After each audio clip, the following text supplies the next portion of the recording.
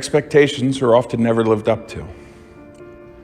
Dallas packed up everything he had and moved his family across the country to work for a large church in Chicago. He was going to make movies for the church's services and Bible studies. He was very excited about this new journey in his life. As he arrived, he discovered that the church was not really ready for him. So he sat there for a year, anxious to get started, getting his creative juices flowing. Finally, Dallas went to the senior pastor and said, "We need to do something, even if it's just a short film for Christmas Eve." So Dallas began working on that short film, finishing it by Christmas Eve service, and hoping that this was the start of many more. But nothing happened. Then, out of the blue, Hollywood called. Some big-wig producer in Hollywood had somehow gotten a hold of that short film and wanted to work not only with the church, but also with Dallas. The production company, who had previously done only horror movies like Insidious and The Purge, would work in partnership with the WWE to set up a multi-film contract together, and Dallas finally thought his future was set in the industry. Immediately, Dallas began working on a feature-length film called The Resurrection of Gavin Stone. Never heard of it? Well, don't feel bad. Most people haven't. It was a sensational flop. And that bright career that Dallas envisioned went quickly down the drain. Sitting at home with his wife, Dallas hit rock bottom, wondering how he could have gotten to this point.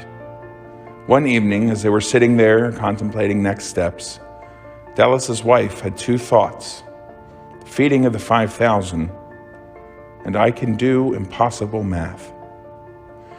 Just as the feeding of the 5,000, today's gospel shows us an impossible math that God can do.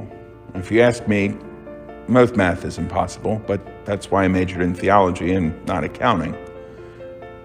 Peter and Andrew were out in the water trying to catch a fish, any fish, something, when Jesus comes upon the shore. Knowing that these two men were beaten down and defeated, Jesus could have simply snapped his fingers, wiggled his nose, or said some Latin phrase with a wand and made fish appear. But luckily for us, Jesus isn't like Bewitched, the wizards from Harry Potter, or members of the Q Continuum on TV. Instead, Jesus offers them an opportunity to catch fish through their faith. God would do great things through them. They merely had to trust him. Countless miracles in Scripture remind us of this fact. The fact that we need to do the work and allow God to work through us. The blind man was sent to the river to wash the mud from his eyes. The leper was sent to offer sacrifice and present himself to the priests. The Samaritan woman was even sent ahead to prepare the way. In each instant, Jesus could have done it all instantly, but they needed to do the work, to make the spiritual journey with God, to reveal to themselves the power of God the Father. That night, Dallas was sitting at his computer late at night, writing a list of what went wrong with the resurrection of Gavin Stone, in an effort to correct the mistakes for the future. As he was sitting there, a message appeared on his computer from an old friend that he hadn't talked to in years.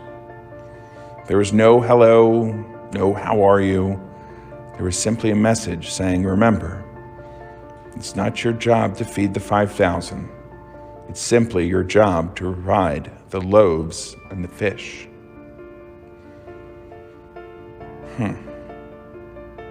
When asked why his friend would send him this, the man simply replied, I don't know. I just felt like it was important, that it was supposed to send that message to you this night. The wave of joy that swept over Dallas after that moment made him content to just let God be God. He was okay with not doing another feature film, and was perfectly content to go and do another short film for the church's Christmas Eve service. That year, he directed a video on the birth of Christ, but from the shepherd's perspective.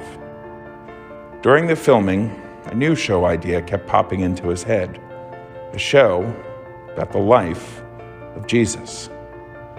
He jotted down some notes but kept working on that short film, finishing it just in time for the end of summer. Dallas couldn't get that idea of that film on Jesus' life out of his mind. Yet again, that little short film for his church wound up in the hands of a production company, and they wanted to work with Dallas.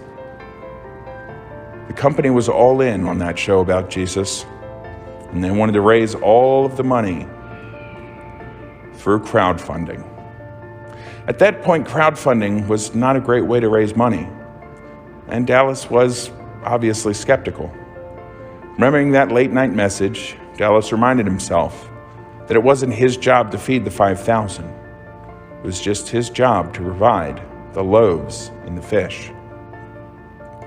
With his loaves and fish, the story of the life of Jesus and that short film about the shepherds, Dallas broke records in the crowdfunding by raising over $10 million to produce season 1 of The Chosen.